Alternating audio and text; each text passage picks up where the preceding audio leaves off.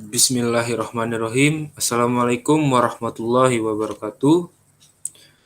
Nama saya Ali Fernaldi, NPM 20170505104 dari S1 Ilmu Komputer kelas C, ingin menjelaskan Finite State Machine atau disingkat FSM.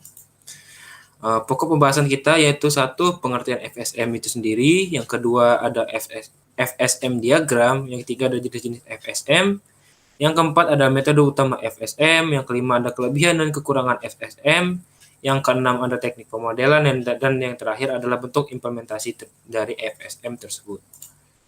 Pengertian Finite State Machine. Finite State Machine atau disingkat dengan FSM adalah sebuah metodologi perancangan sistem kontrol yang menggambarkan tingkah laku atau prinsip kerja sistem dengan menggunakan tiga hal berikut, yaitu state, keadaan, kedua ada event atau kejadian, yang ketiga ada action atau aksi.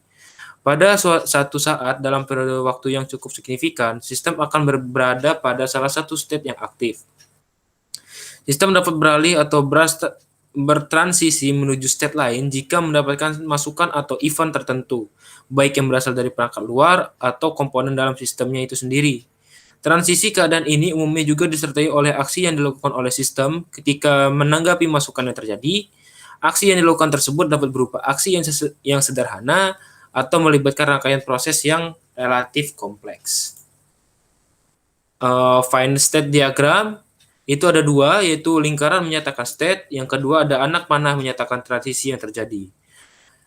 Di dalam lingkaran diberi label sesuai dengan nama state tersebut. Adapun pembagian lingkaran adalah satu, lingkaran bergaris tunggal berarti state sementara. Yang kedua ada lingkaran bergaris ganda berarti state akhir. Lalu, label di anak panah menyatakan simbol yang membuat transisi dari satu state ke state lain. Satu anak panah diberi label start untuk menyatakan awal mula transisi dilakukan. Contoh FSM diagram. Diagram tersebut memperlihatkan FSM dengan dua buah state yaitu S0 dan S1.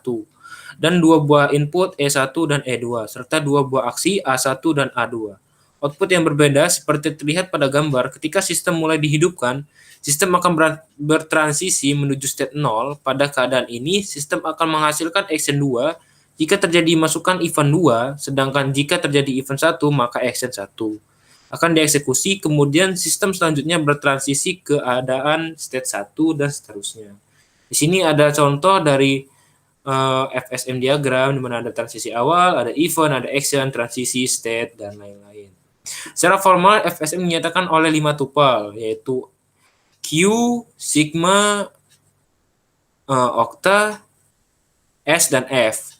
Di mana Q himpunan state atau kedudukan, lalu sigma himpunan simbol input masukan atau abjad, lalu theta fungsi transisi, S state awal kedudukan awal transisi state, dan F adalah himpunan state akhir.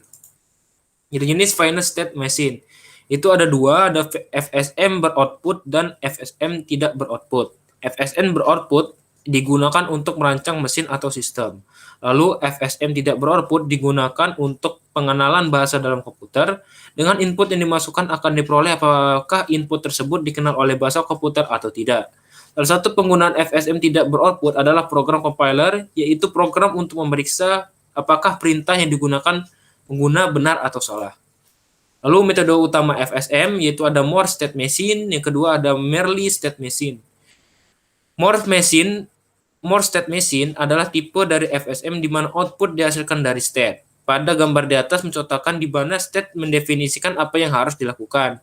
Keluaran pada More Machine diasosiasikan sebagai state, dan pada penelitian ini penulis menggunakan More Machine.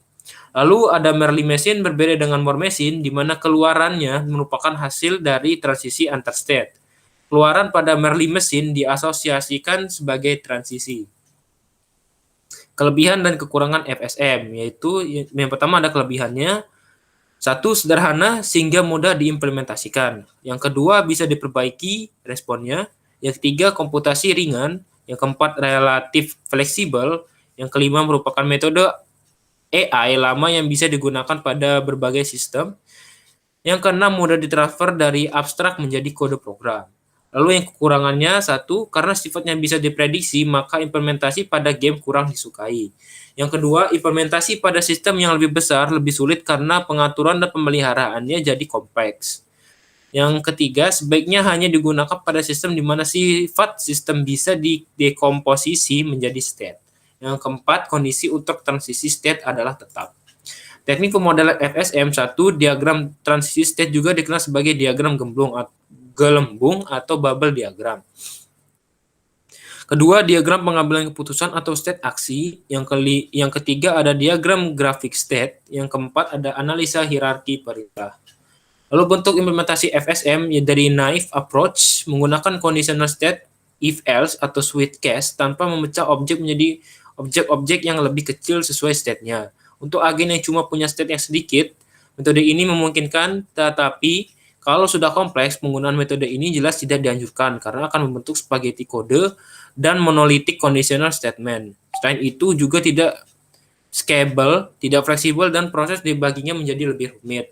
Yang kedua ada state transition table. Bentuk ini sudah mengimplementasikan state pattern dengan mendapatkan transisi logik di konteks. Bentuk ini juga sering disebut sebagai klasik FSM. Yang ketiga, embedded rules. Bentuk ini adalah kebalikan dari bentuk classical approach yang berarti state transisi didefinisikan di state itu sendiri. Dan sama dengan classical approach, bentuk ini juga akan menawarkan fleksibilitas dan skabilitas yang baik. Namun dengan efek samping agak rumit atau sulit untuk di-maintain karena aturan transisi diletakkan di state sehingga ketika terjadi penambahan atau pengurangan state maka harus dilakukan update juga terhadap state yang terkait. Sekian dari saya. Apabila saya ada salah kata saya mohon maaf dan kepada Allah saya mohon ampun. Saya akhiri presentasi dari saya. Wassalamualaikum warahmatullahi wabarakatuh.